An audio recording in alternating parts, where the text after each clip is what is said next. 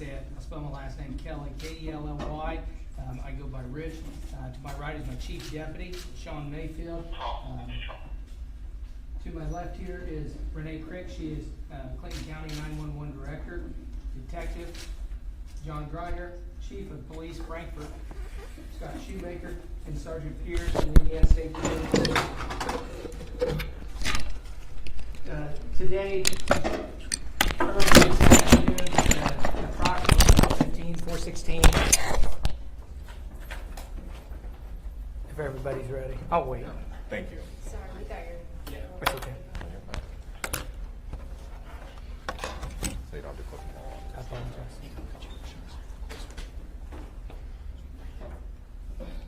Today at approximately 4:16 Clinton County 911 started receiving 911 calls regarding to a shooting that was occurring at NHK of America at State Road 28 and I-65. And Clinton County 911 Director Renee Crick, if you want to go into what you experienced and and you were right on the radio as well, I do believe a lot. So I'll let her speak of the initial calls that came in. Sure. My staff immediately, we took approximately 9 911 calls in a matter of just a short time. My staff immediately dispatched police, fire, and EMS out to the NHK facility.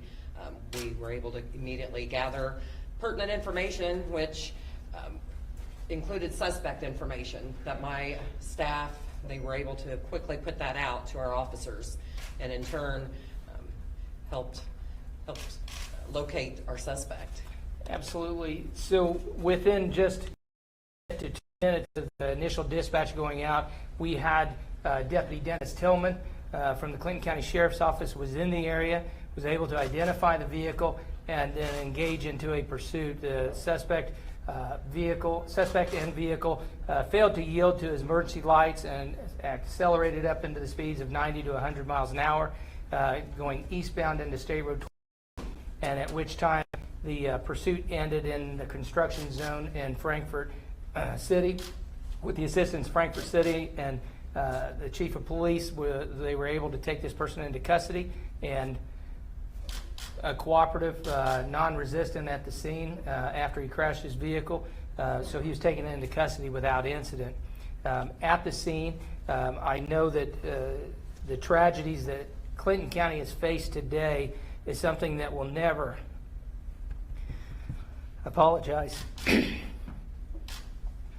go unforgotten or unnoticed. The two people that lost their lives today were a grandmother and a granddaughter traveling to work together to start their shift. These folks, their name is, first, one of the victims' names is Promise Mays, and her grandmother is Pamela Sled. The family has been notified and all notifications have been made, and they were the deceased at the scene. The suspect has been identified and is in custody. His name is Gary C. Farrell II. He is in custody, and this is a preliminary investigation into what exactly happened. Currently, the prosecutor himself is at one of the crime scenes issuing and executing a search warrant on the victim's vehicle, and so he is assisting with that, and their office is busy or he would have been here with us this evening. And preliminary investigation shows I think we're just now finishing up all of the witness information and but their written statements and are being taken by detectives. So it's one of those things where this is an evolving thing.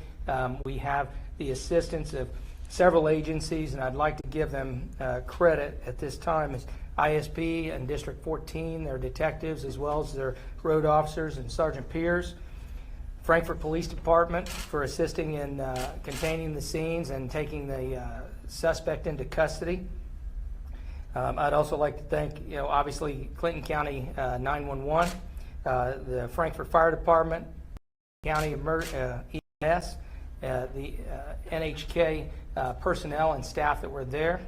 Also, I'd like to, also add that the FBI was an immediate phone call to our agency and presented and provided assistance and manpower at the scene, as well as the alcohol, tobacco, and firearms are also assisting with executing search warrants at this time.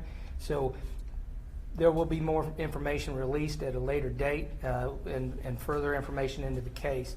As far as charging information, I will leave that to the Clinton County Prosecutor, Anthony Sommer. He will provide the charging information, I'm sure, in the next 48 hours, if not sooner, with the official charges. So the suspect is being detained at our facility until then. So if you have questions now, please ask. Names of the suspect and victims And their age, please. and their ages. Yes. The suspect, his name is Gary, G-A-R-Y. Middle initial is C. His last name is Ferrell, F-E-R-R-E-L-L. He is the second. He is a 26-year-old male. Promise Mays is 21 years old. I do not have her date of birth at this time.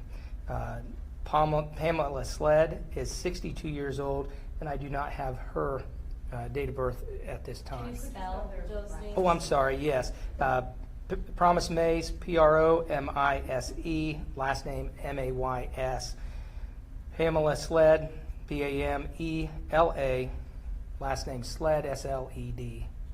Can you say if there was was the relation beyond coworkers were between Mr. Farrell and I can't say that at this time, and I don't know at this time. I know that from just talking to some of the workers and the staff at NHK of America that they do work. They have worked together in the past. They do know each other.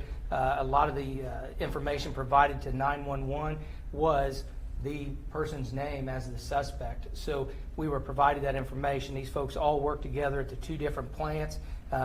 Some came from the old plant, some, and so they all pretty much know each other. Do you know if he's a current employee? He is a current employee.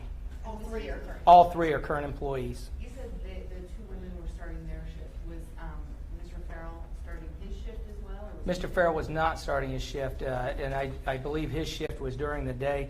The other two were coming in that afternoon. So he had completed his shift. I believe so. So how long is this plant going to be closed, and what is NHK doing for the rest of their employees?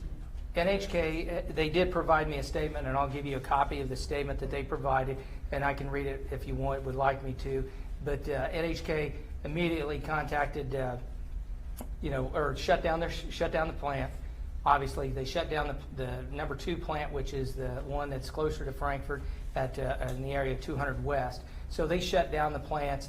They're trying to gather all their resources for their employees tomorrow. I'd also like to thank our chaplain service at the Clinton County Sheriff's Office. They immediately deployed with us within minutes after us arriving to scene, and they were out there till probably 35 minutes ago, and they also go with us to help make notification to the families, and we have 2 chaplains with the family at this time.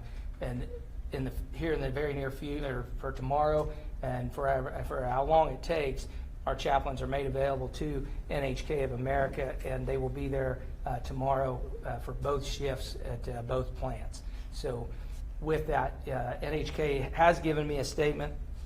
If you'd like me to read it, I can read it, or I can give you copies.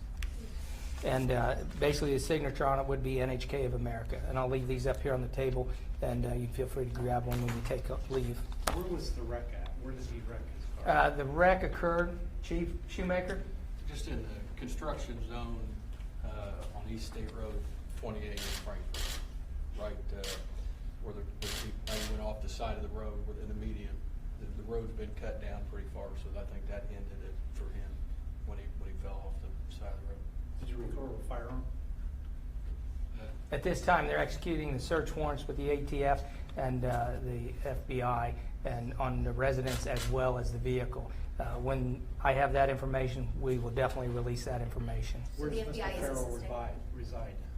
Mr. Farrell resides, I believe, in Frankfort. Okay. And the victims also? They live north of the area in the northern end part of the county. Okay. The FBI. Rossville? What's that? Rossville? Rossville area. Okay. Yeah. So the FBI is assisting in this investigation? Yes, as well as the ATF. Both the victims, were they both shot? Yes, ma'am. What do you say to the community? I've chatted with a few people around town, and they've all heard about it on Facebook.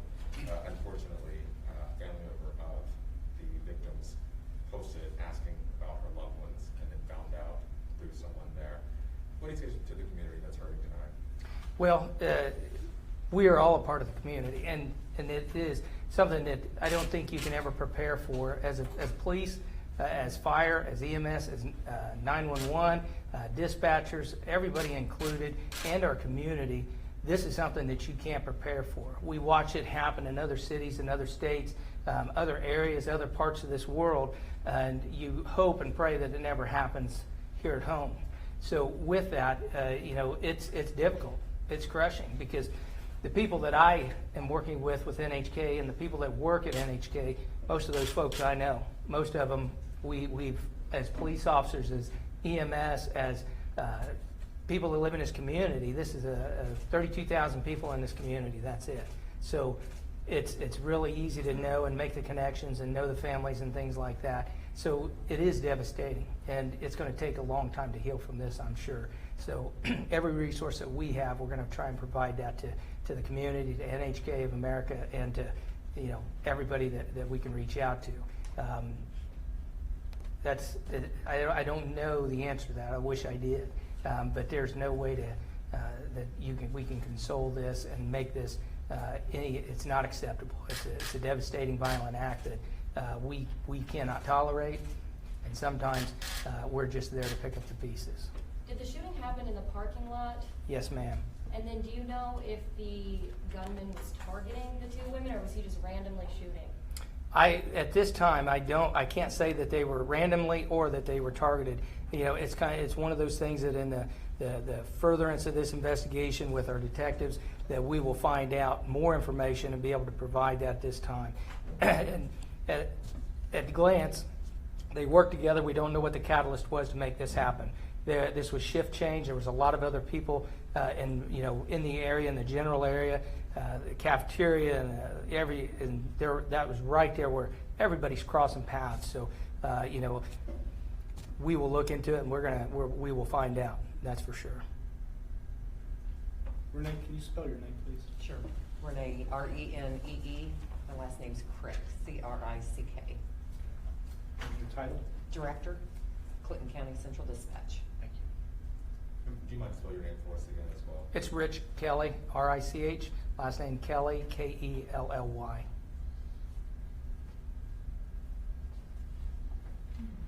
Yeah, I would like to say, in this type of circumstance, you always count on everybody doing their job. And that's something that I can't say enough tonight, with all the help from everything, from every agency in this community.